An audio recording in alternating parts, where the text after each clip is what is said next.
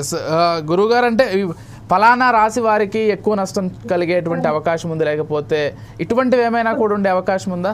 అంటే ఒక్కో రాశి వారికి ఫలానా రాశి వాళ్ళు అని చెప్పడానికి ఇక్కడ ఛాన్స్ లేదండి. షష్టగ్రహ కూటమి ఏర్పడుతుంది కాబట్టి ఎక్కువగా ఈ రాశి వాళ్ళు కొంత జాగ్రత్తగా ఉండాలి.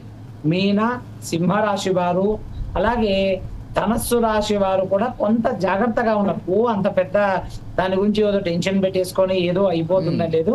మీన రాశిలో ఏర్పడుతుంది కాబట్టి ఏర్పడ్డ 3 నెలల వరకు వీలుంటే ప్రతినిత్యము ప్రతి సోమవారము శివాలయానికి వెళ్ళి శివాలయంలో శివాభిషేకం చేయించుకొని, అలాగే సింహరాశి వారు కూడా ఆదివారం సూర్యనారాయణ స్వామి ఆరాధన చేసుకుంటే సరిపోతుందండి.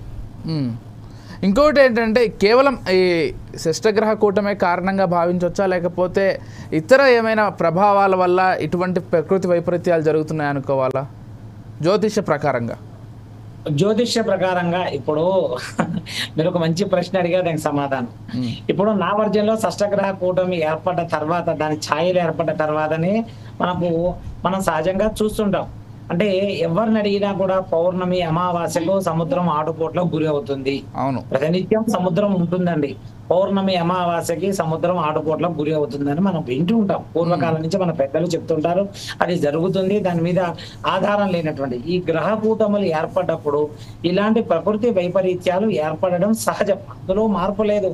దానిని భిన్న ధృవాలలో ఖండించే వాళ్ళు ఖండిస్తారు, కానీ అదైతే ఇప్పుడు నమ్మేవాడికి నమ్మకం లేని వాడికి, ఇప్పుడు నమ్మకం ఉన్నవాడిని మన ఇంటి పక్కన ఉన్న వెంకటేశ్వర గుడికి తీసుకెళ్ళి వాడు అత్యద్భుతంగా నమస్కారం చేస్తాడు.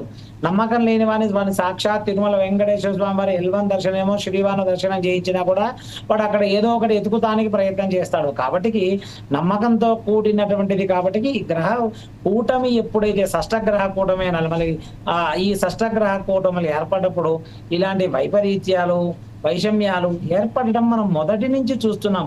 1968లో కానీ, 2000లో కానీ, 2016లో కానీ, 2018లో కానీ, 2021లో కానీ, రేపు 2028లో కానీ, 2032లో కానీ ఇలాంటి గ్రహ కూటములు ఏర్పడ్డప్పుడు సహజంగా ఇలాంటివి ఇబ్బందులు ఏర్పడుతూనే ఉంటాయి. అక్కడ ముందస్తుగా మనం చర్యలు తీసుకొని మన వ్యక్తిగత దైవోపాసన మనం ఎంతగా మన దైవోపాసన కనుక మనం దారపోస్తే అంత దేశాన్ని ధార్మిక తత్వాన్ని కూడా మనం అవలంబించుకుంటే కూడా చాలా వరకు మంచిదండి.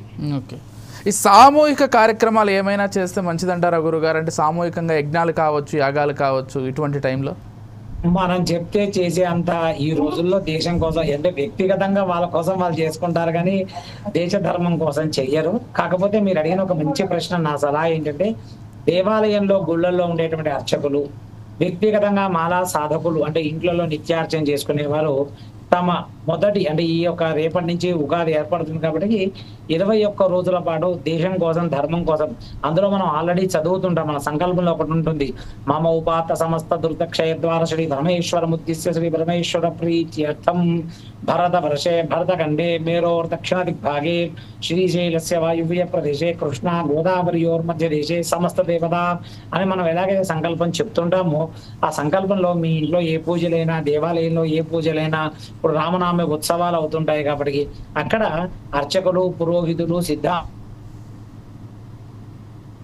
వేదాంతులు, జ్యోతిష్య పండితులు తమ చేసేటువంటి కార్యక్రమాలలో ఈ యొక్క షష్టగ్రహ కూటమి యొక్క ప్రభావితం తగ్గాలని, అన్ని దేశాలు బాగుండాలని, ఎక్కడ ఉపద్రవాలు జరగకుండా ఒక 41 రోజులో 21 రోజులో మీరు చేసేటువంటి కార్యక్రమాలలో కాస్త సంకల్పం చెప్పుకొని దేశం కోసము ధర్మం కోసం మనం చేసేటువంటిది ఇంతకు మించి మనం ఏం చేయలేం. కాబట్టి మనం చేసేటువంటి పుణ్యంలో భగవంతుడు శ్రీ పరమేశ్వర ఉద్దేశ్య శ్రీ పరమేశ్వర ప్రీత్యర్థం అని కనుక మనం సంకల్పం చేస్తే కొంతమేర ఇటువంటి నష్టాలు కూడా తగ్గించవచ్చండి. ఎందుకంటే భగవంతుడి యొక్క పాదాలు పట్టుకుంటున్నాం కాబట్టి మన నమ్మకం మనది, మన నమ్మకాన్ని ఇంకో నమ్మాలని లేదు కాబట్టి మనం ఆ విధంగా చేయవచ్చండి. చేస్తే కూడా బాగుంటుంది. ఆల్రెడీ నేను అనేక మంది మా పురోహితులతో కూడా నేను చర్చించాను, చాలా మందికి ఈ విషయం చెప్పాను, దానికి అందరూ కూడా అంగీకరించారు.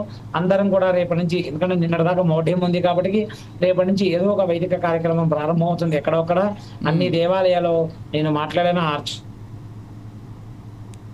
అర్చకులతో వ్యక్తి పబ్లిక్ లో చెప్పేది కాదు కాబట్టి వ్యక్తిగతంగా నేను అర్చకులతో మా సంఘాల తరపున మాట్లాడాను.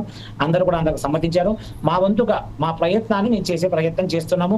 ఉపద్రవాలు జరగకుండా ఈశ్వరుడు, ఆ భూమాత కూడా శాంతించాలని, దేశ ధర్మం కొరకు మనం పాటించాలని మేము మా వంతుగా ప్రయత్నం చేస్తూనే ఉన్నామండి. ఓకే గురుగారు, అంటే మళ్ళీ భవిష్యత్తులో ఇలాంటి షష్టగ్రహ కూటమి